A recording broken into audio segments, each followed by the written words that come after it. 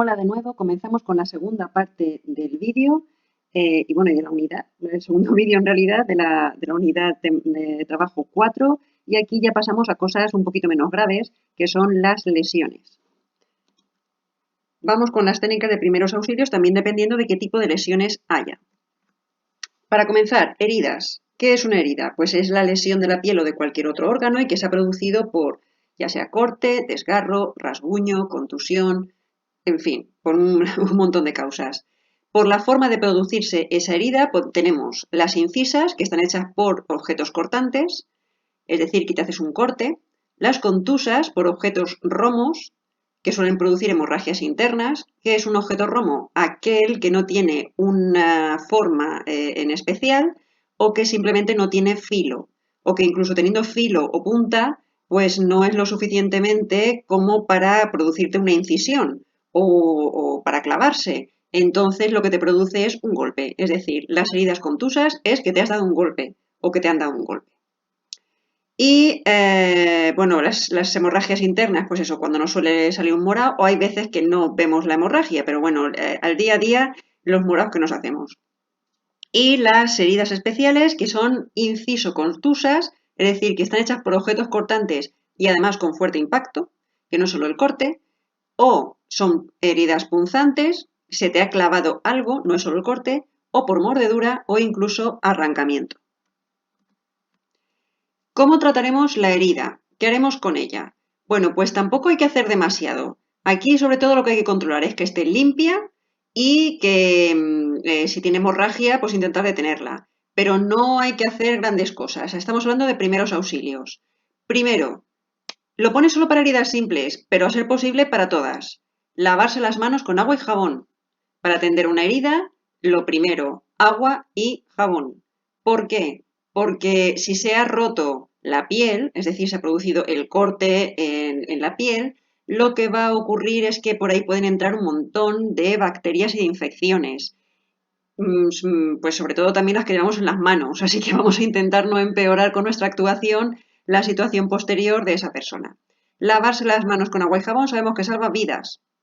Limpiar la herida también, pero si la limpiamos es partiendo de dentro hacia fuera de la herida para no introducirle más cositas que se le hayan podido quedar como piedrecitas, trocitos de tejido, de plástico, lo que sea. No, de dentro hacia afuera. Y la limpiamos con jabón, simplemente agua y jabón, o si tuviéramos líquido antiséptico.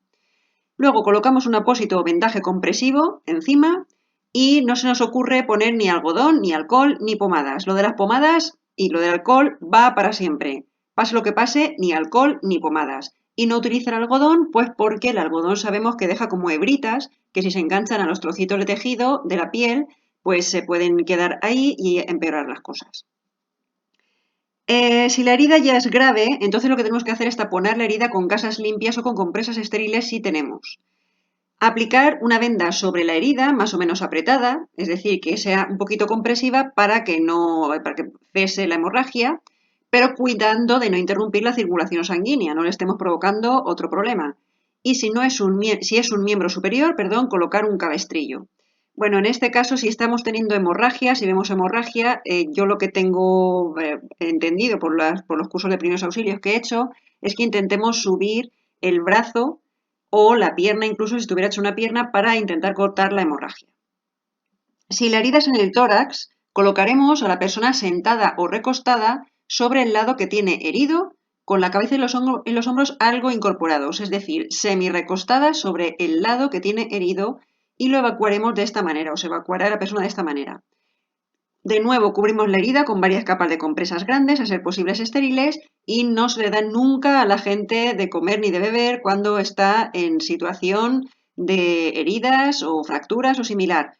A las personas heridas no se les da ni de comer ni de beber, punto. Si la herida fuera en el abdomen, pues bueno, si son pequeñas las heridas, se debe poner una compresa grande y sujetarla con espadadrapo, y si es ancha, no hay que poner ningún tipo de compresa, porque es posible que se cuele para adentro y se quede ahí dentro y no se den cuenta. Ahora, algo no muy agradable. Si se sale el intestino, bueno, por si a alguien se le pasa por la cabeza, que no se le ocurra volver a meter el intestino, no sea que lo metamos mal y haya una obstrucción y otra vez problema más grave. Si se le sale el intestino, chico, déjalo, no lo metas. Y también muy importante, esto sí que es muy importante, sea en el abdomen o donde sea, si hay un objeto clavado, ya sea punzante o ya sea pues una plancha metálica o de plástico que ha saltado por los aires y se le ha clavado de una máquina o similar, nunca lo retiramos. Cuando alguien lleva algo clavado, no se le quita, porque es posible que ese objeto que lleva clavado, es posible que haya seccionado una vena, una arteria o similar, pero a la vez esté taponando esa sección que ha hecho. Y si retiramos ese objeto, va a empezar a salir sangre como si fuera un surtidor.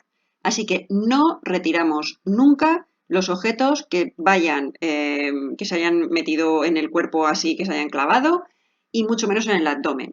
Y entonces tampoco moveremos a la persona para que ese objeto no vaya cortando más cosas por dentro. Y ya lo hemos dicho, nunca dar de beber ni de comer.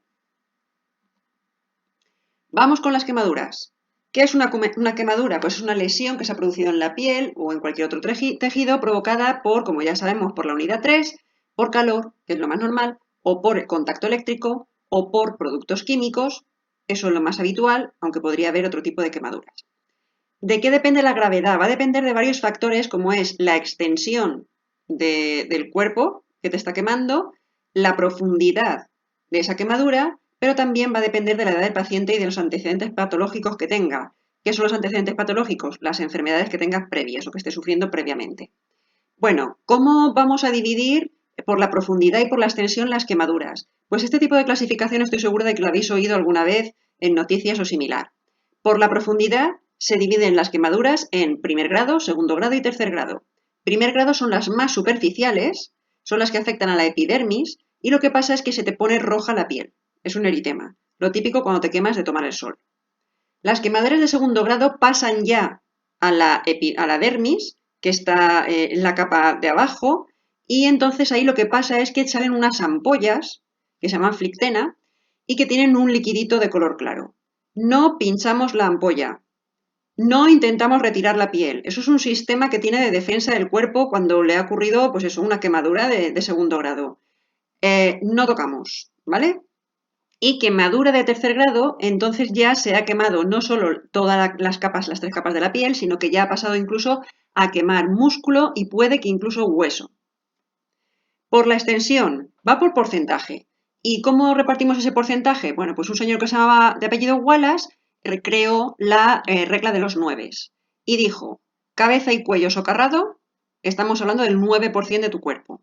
Tronco anterior, es decir, el pecho, la parte pecho y abdomen, 18%. Tronco posterior, es decir, espalda, 18%. Extremidades superiores, 9% cada una, si te has quemado las dos, 18%. Extremidades inferiores, 18% cada una, si te has quemado las dos piernas, entonces tienes el 36% quemado. Y los genitales el 1%. Los genitales es lo único que se escapa de la regla del 9 y de sus múltiplos. ¿Cómo actuamos ante las quemaduras graves? Evidentemente, si hay un fuego o si hay una descarga eléctrica o si hay un producto químico que está cayendo o que está desparramado, intentar eliminarlo sin quemarnos nosotros. El primero del PAS es proteger no solo a la persona que está herida, sino también a nosotras. Segundo, enfriamos la quemadura con abundante agua a una temperatura de entre 10 y 20 grados, no muy fría, tampoco caliente porque si no, no enfría nada, durante unos 10-15 minutos. Ojo porque también en las quemaduras no debería darles el chorro de agua encima a presión porque es posible que estemos con el agua introduciendo más el producto químico, por ejemplo, eso es un producto químico que lleva sobre la piel y que lo estemos haciendo introducirse más en el cuerpo o en los tejidos. A ser posible que sea agua que pasa de largo.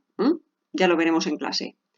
Cubrir las quemaduras con sábanas limpias o con compresas estériles. Cubrir al herido con una manta o similar para evitar que se enfríe el enfriamiento general y por eso luego veremos que en el botiquín deberíamos tener un tipo de manta para estos casos. Y además, bueno, pues ya sabemos que el cuerpo reacciona ante el calor excesivo, por lo tanto puede que haya un enfriamiento. Colocaremos al paciente en posición horizontal, pero ojo, lo pondremos normalmente de espaldas o en posición lateral si tiene quemada la espalda o boca abajo si tiene quemados los costados y la espalda. Repetimos, ni comida ni bebida, no le damos nada. Avisamos a los servicios de urgencia, que eso es lo primero que tendríamos que haber hecho, y evacuamos inmediatamente. Vamos a por las hemorragias. ¿Qué es una hemorragia? Pues cuando se sale la sangre fuera del conducto por el que tendría que ir. Y puede que se salga fuera del organismo o que se salga de su conducto, sea vena, arteria o lo que sea, pero que se quede dentro del cuerpo. ¿Por qué? Pues por una rotura accidental o espontánea de uno o varios vasos sanguíneos. Según la naturaleza de la hemorragia, tenemos externas e internas. Externas es que la sangre sale del cuerpo, la interna es que sale de ese vaso sanguíneo, pero se queda dentro del cuerpo en una cavidad, como podría ser, por ejemplo, el estómago. Y según la procedencia tendremos hemorragias de origen arterial, que lo que se ha roto es una arteria, y entonces cuando es externa veremos que la sangre sale de un rojo brillante y además sale como borbotones al ritmo del pulso. Venosa, si la vemos salir, saldrá de forma más continua y es más oscurita, roja más oscura y además más espesita. Y capilar sale menos cantidad y suele pasar con heridas abrasivas, es decir, raspones que te das. ¿Qué haremos en estos casos? Pues tumbar al accidentado en posición horizontal con los miembros inferiores elevados, porque a lo mejor se marea o tiene como una caída de tensión, arroparle y evitar cualquier movimiento. Evidentemente siempre avisamos a urgencias. Y luego, ¿qué hacemos con las hemorragias externas? Hay que parar esa hemorragia que estamos viendo. Realizamos la compresión local en el punto que sangra, es decir, en la herida por la que está saliendo la sangre. Si con eso, y ojo, no presionamos un poquito y ya está. Pasamos un tiempo para que dé tiempo, valga la redundancia, a que el cuerpo una de nuevo los cabos que han sido rotos y por los que está saliendo la sangre, que se vuelvan a unir y por lo tanto se taponen por sí solos. Si al cabo de un rato vamos levantando poquito a poquito la mano o lo que hayamos puesto ahí compresivo y vemos que sigue saliendo sangre, entonces seguimos con el siguiente paso. Si la hemorragia cesa, colocamos vendaje compresivo y ya, pero si no se detiene y dependiendo de dónde esté la hemorragia, hay que hacer una compresión a distancia en un punto determinado. Es decir, ya no presionamos sobre el lugar por el que sale la sangre, que sería la herida, sino que nos vamos a un punto anterior en el que hay un aporte sanguíneo grande porque es la arteria. En el caso del cuello, si es lo que está más cerca de la herida, el cuello, presionaremos la carótida. En el caso del hombro, la retroclavicular. En el caso del brazo, la arteria humeral, que está en el brazo interno, es decir, por la parte interna del brazo, pasa por entre los músculos. Si es en un muslo, presionaríamos la arteria femoral, es decir, en la ingle. Y si es en la pierna, la arteria poplitea. Ya iremos viendo también. Cuando presionamos sobre una arteria para que se tapone y deje de sangrar, tenemos que presionar esa arteria o esa vena contra un hueso que tenga por dentro, pero detrás. Porque si no tiene algo duro como un hueso, lo que estamos haciendo al presionar esa vena o arteria es hacerlo contra algo que está blandito como la grasa o el músculo, ceden por esa elasticidad que tienen esos tejidos y entonces lo único que estamos haciendo es desplazar la arteria o la vena, no la estamos taponando. No aflojar el punto de compresión y mantener al herido en horizontal. Vale. Y si no para la sangre, entonces ya pasaríamos a un último estadio, pero que ojo, que esto ya es lo último de lo último y a ser posible no lo hacemos porque es peligroso. Repito, a ser posible no lo hacemos. Intentamos por activa y por pasiva parar la hemorragia con lo que hemos visto anteriormente. Que no, pues entonces ya pasaríamos al torniquete, pero ojo porque si no se hace bien y sobre todo si no sabe todo el mundo que ese torniquete está puesto y se va aflojando un poquito de vez en cuando, lo que hacemos es parar el aporte sanguíneo a todo el brazo o a toda la pierna, porque el torniquete solo se hace sobre extremidades, y lo que puede ocurrir es que si se queda todo el brazo o toda la pierna sin riego sanguíneo, puede que después haya que amputarlo. Así que ojito con los torniquetes. Se harían, ya digo que solo son para brazos y piernas, por encima de la articulación del codo o por encima de la articulación de la rodilla, si estamos hablando de la pierna, y en un punto que cogería entre el corazón y la herida. Ya veremos un vídeo también explicado por sanitarios. Vamos con las fracturas. ¿Qué es una fractura? Pues la rotura de un hueso. Síntomas, duele. Ya digo yo que duele, sí, duele. Impotencia funcional, es decir, no puedes mover ese miembro que te has roto. Se oye un chasquido, un crujido. Hay un hinchazón y además, pues a veces suele surgir un amoratamiento. Yo no recuerdo que de manera inmediata, cuando me rompí el codo, surgiera amoratamiento. A lo mejor, como ya me pusieron encima una escayola, luego sí que salió, pero yo ya no lo vi. Tipos de fracturas, cerrada y abierta. Una fractura cerrada significa que solo se ha roto el hueso, es decir, que no se ha roto la piel. Una fractura abierta también se ha roto la piel y es posible que salga por ahí un trocito hueso. Muy chulo todo. Solución en cualquier tipo. Inmovilizar la zona afectada con una férula que abarque las articulaciones más próximas por encima y por debajo de la lesión. No podemos hacer nada más. No intentamos bajo ningún concepto reducir esa fractura. Reducir significa arreglar, poner el hueso otra vez alineado, un trozo de hueso con el otro. Bajo ningún concepto, porque no somos sanitarios y es posible que por medio pillemos, no sé, pues nervios, tendones, yo qué sé, trozos de músculo. No, bajo ningún concepto, eso no se hace porque es posible que lo hagamos mal y le provoquemos otro daño a la persona. Las fracturas, simplemente se inmoviliza para que no se vaya moviendo el brazo o la pierna por ahí que vayan colgando mientras trasladamos a la persona o la trasladan y ya está, ya harán lo que tengan que hacer los sanitarios, ya valorarán. Pero dentro de los problemas musculoesqueléticos no solo tenemos fracturas, también tenemos esguinces. ¿Y qué es un esguince? Pues es la distensión, es como el estiramiento o incluso el desgarro del ligamento. ¿Y el ligamento qué es? Pues el final de un tejido que es más o menos flexible y que está al final o del músculo o que está uniendo un hueso con otro en las articulaciones para que no se salgan. Y bueno, pues hemos hecho un mal giro, un movimiento en el que hemos forzado ese ligamento, se estira o incluso se rompen fibras y provoca dolor. Luxación, ¿qué es una luxación? Tenemos articulaciones en el cuerpo, ¿verdad? Vale, pues en esa articulación suele confluir dos o más huesos. Pues cuando se sale uno de esos huesos de la articulación. Esa es la luxación. Es el desplazamiento de la cabeza de uno de los huesos que está en la articulación y se sale. Síntomas para todo ello. Duele, sí. Hinchazón, también. Amoratamiento de la zona, sobre todo el esguince. En el caso de la luxación, también perdemos la movilidad. Solución.